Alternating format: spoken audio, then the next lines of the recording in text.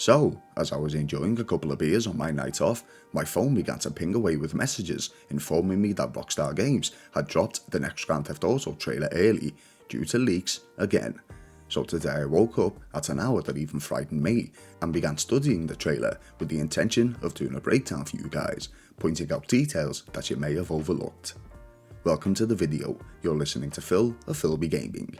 If you enjoy the following, you all know what to do, and if you're new here and aren't already subscribed to the channel, please consider doing so. If you wish to get in touch, you can do so by finding me over on Instagram.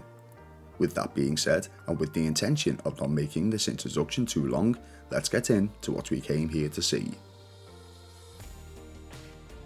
After a short warning that the following content may not be appropriate for children, as is a given with any Grand Theft Auto title, the trailer begins with a song called Love is a Long Road by Tom Petty. We open up on a freeway as the sun begins to set for the evening. Here we get our first look at some of the vehicles, such as a motorbike, a boat, a plane, boxcars, trucks, a coach, utility vehicles, and of course regular cars. Also in the distance is what appears to be a prison, which takes us over to our next shot. Scanning over the barbed wire fence as a couple of birds fly by, then quickly delving to the inside of the facility, we get our first look at our female protagonist, Lucia.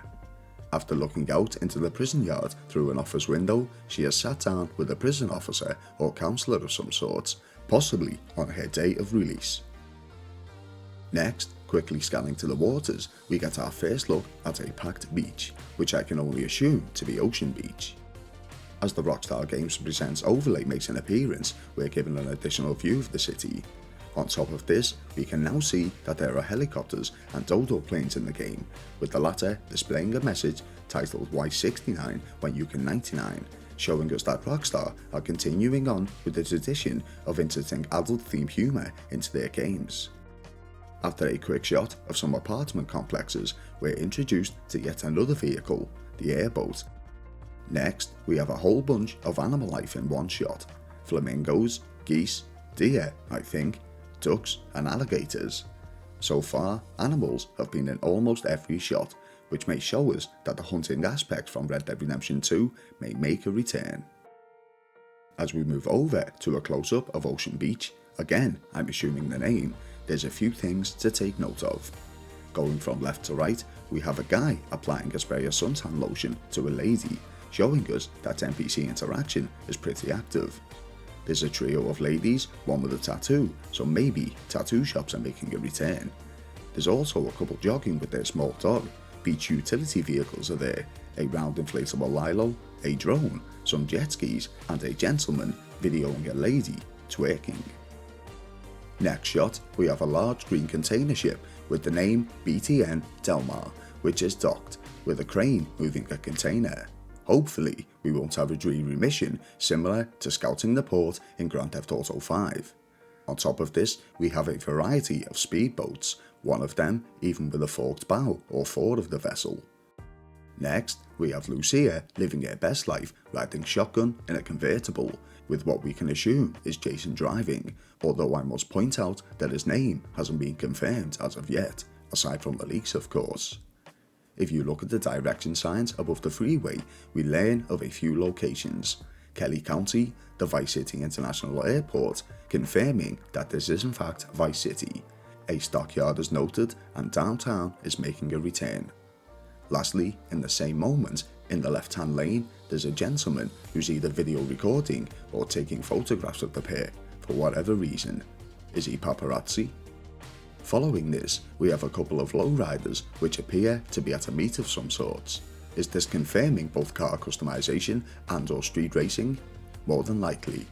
Also, in the skies, there's a police helicopter, potentially watching over the meet. On the other side of the cars is a motorbike, which definitely looks customized too. The next shot is inside a strip club called Make It Rain. There's not much that sticks out here, aside from the sparklers on the champagne, and the fact that this lady is making a killing. There's a couple of guys in this shot, one of which is covered in tattoos and blinked out in jewellery. He even has gold-plated teeth. Is this confirming more customization options?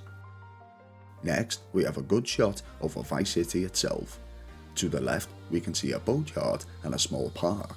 In the centre, we have a tennis court and a toll booth, which was used in GTA 4 to travel between islands, and to the right, we can see a large yacht and what appears to be a separated island. Our next screen is a pretty intriguing one, as there's a few things we can notice. Firstly, it appears to be Ocean Drive. There's a few hotels on here, one called the Boardwalk, one called Hotel Dixon, and one that I'm pretty sure says Ocean View Hotel, which was Tommy Vercetti's first residence in GTA Vice City. Secondly, the license plate on the white car at the bottom of the screen confirms that the classic cheetah vehicles are making a return. There's a guy recording on his phone and a lady dancing next to him, so I can only assume that there's music coming from somewhere. And lastly, there's a gentleman sat on a pavement with what I think is a chameleon or something on his shoulder. He's either a street performer or he's begging. I can't figure out which. The next shot is just inside the club, hopefully showing us that nightclubs are being brought back from the likes of the Ballad of Gay Tony and GTA Online. A few interesting things to point out in this next one. The Dodo plane is showing itself for a second time. There's a couple of dotted islands similar to that of Red Dead Redemption 2. A larger island is near the top, possibly the same one we saw earlier, and blimps have made a return. Lucia reappears once more, but if we compare her jewellery to an earlier shot, she wasn't wearing the beaded bracelet on her left wrist before. Also, her hair is worn differently. Is this something we're going to be able to alter? Next, well, it's pretty obvious. We've confirmed the location. A social media platform is definitely back in the Grand Theft Auto universe, which looks to be a parody of Instagram, which, by the way, if you wish to follow mine, you'll find it both on screen and in the video description below. It would seem that alligators don't just stick to their natural habitats in this game. This guy, who works for a company called Poach, has his work cut out for him. Twerking seems to be a recurring thing in Grand Theft Auto 6. We saw the lowriders earlier on, and here they are again at a nighttime meeting showcasing their vehicles. Is this something we can take part in, a side activity perhaps? Most of the cars in this shot have their doors open, and there's a guy sitting on the bonnet of his. Cars appear to be more interactive than they ever were before.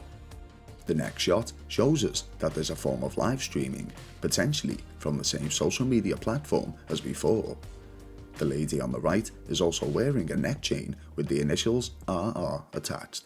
Is this relating to the Jester vehicle from Grand Theft Auto 5, or is it something different entirely?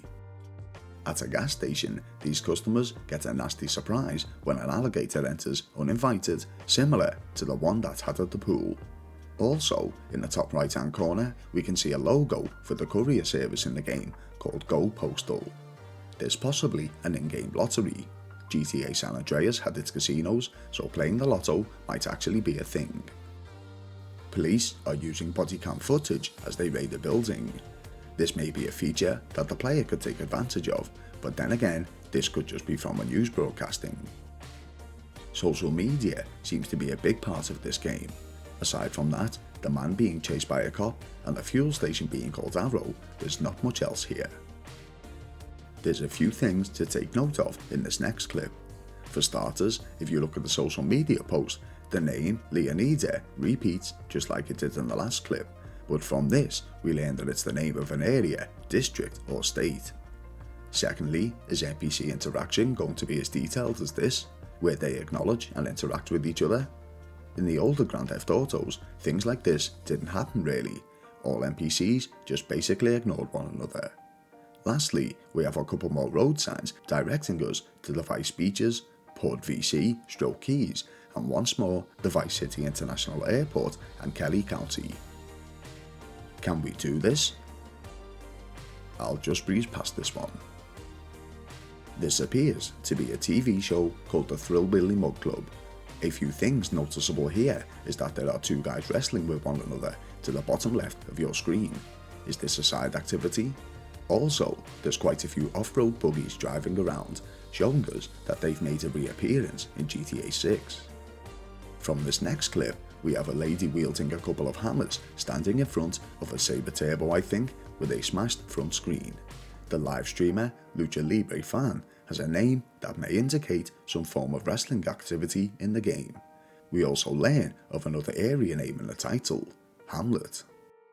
This very short clip appears to be a college party or something, with this guy drunkenly dive-bombing through a table of drinks.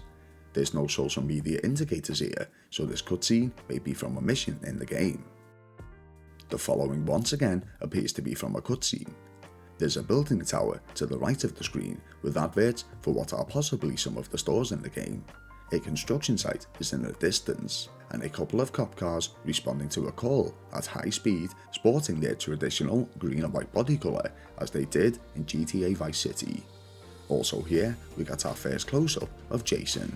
Once again, his name is not confirmed, who looks nervous as he checks his rearview mirror at the cops driving past. And then we switch to Lucia, who's holding a handful of cash, looking behind also, indicating that the cops that just whizzed past are on their way to a place the pair just robbed. Both protagonists are wearing bandanas around their necks, a feature we first saw in Red Dead Redemption 2. Weasel News makes a return, showing live footage of a man being arrested after performing a robbery on a restaurant we learn called Pee-wee's. Also, is this an undercover cop car? A news station called either Mega Mundo News or Mega Noticias gives coverage of a criminal at a corrections office. I'm not great with my Spanish, but according to Google Translate, the title and subtitle read as follows: Confession written in ink, and either for tattoos or for tattooing. A tattoo on his neck gave him away, keying the conviction of Leon Ederman. Sincere apologies if I got that wrong, blame Google. The Sanchez motocross bikes are back and look customizable once more, just as the quad bikes behind them.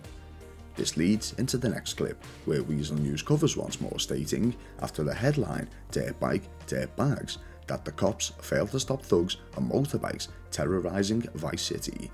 Is this one of the local gangs maybe? In the background to this clip, we can see that the bikers have some supporters, and what looks to be the Bravado Banshee has made a return. Another show, possibly once again either a TV show or internet broadcast, is shown, titled High Rollers Lifestyle. Featured here are a few customized vehicles. The guy in the centre is sporting a Righteous Slaughter t-shirt, GTA's parody of the Call of Duty franchise. In this clip, we can see both Lucia and Jason at a convenience store robbery. By the clothes they are wearing, we can tell that this was the heist that they were escaping from earlier. Also, the Pisswasser beer brand is once again back, as is the E-Cola soft drink. Here we see the duo making their escape from the robbery. In the back, we see a store named Pawn and Gun. Its front door is open, showing us that it's an accessible building. A billboard on the corner that they U-turn at indicates the area they are in is called Port Gellhorn. This confirms the pair are definitely a couple. It seems to flash back to the robbery once more, as Lucia kicks the door of a liquor store named Uncle Jack's wide open. Logger Light is back too. And finally, we have confirmation that the game is in fact titled Grand Theft Auto 6, and it's set for a 2025 release date. Well, that about does it for today's video. If you enjoyed what you saw, show your support by hitting that like button and possibly sharing it with your friends. If you're new to the channel and aren't subscribed already, please consider doing so. Let us know in the comment section of any details you picked up on in the trailer that I hadn't pointed out today. If you wish to get in touch, you can find the channel's Instagram page both on screen and in the video description below, along with any other social medias you may need. Thank you all for watching, you've been listening to Phil, and I'll see you in the next one.